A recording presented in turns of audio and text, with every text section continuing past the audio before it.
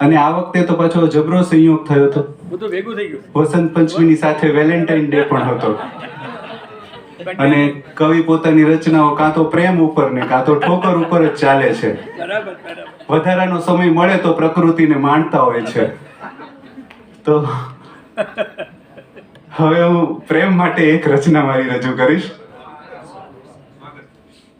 Yes, એક share રજૂ કરું છું. શબ્દોના બીજ આમ કાવ્ય બનીને ફૂટી નીકળે છે પ્રિય. શબ્દના બીજ આમ કાવ્ય બનીને ફૂટી નીકળે છે પ્રિય. આ પ્રેમ પણ કેવો ચમત્કાર સર્જે છે. વાહ. અને હવે મારી બીજી કૃતિ રજૂ કરું છું. આ પ્રેમ છે ને કમાલ કરે છે. એ કૃતિનું શીર્ષક છે મજા આવશે.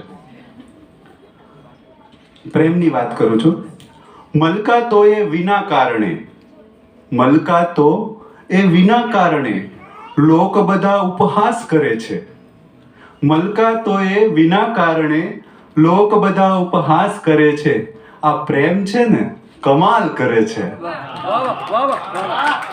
Thank you, thank you. બીજી લાઈન. ખાલી હાથે ઊભો મેદાનમાં, ખાલી હાથે ઊભો મેદાનમાં. કોણ? પ્રેમ. ખાલી હાથે ઊભો મેદાનમાં આંખોથી એ વાર કરે છે. આ પ્રેમ છે ને કમાલ કરે છે. Thank you.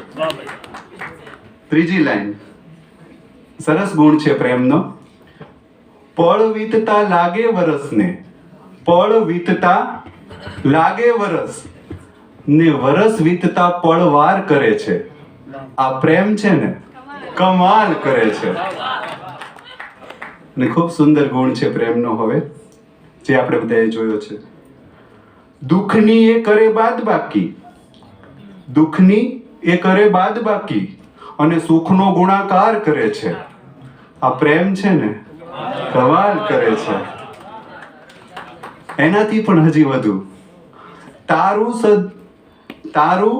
સદા તારું, તારું સદા તારું, મારું પણ બધું તારું.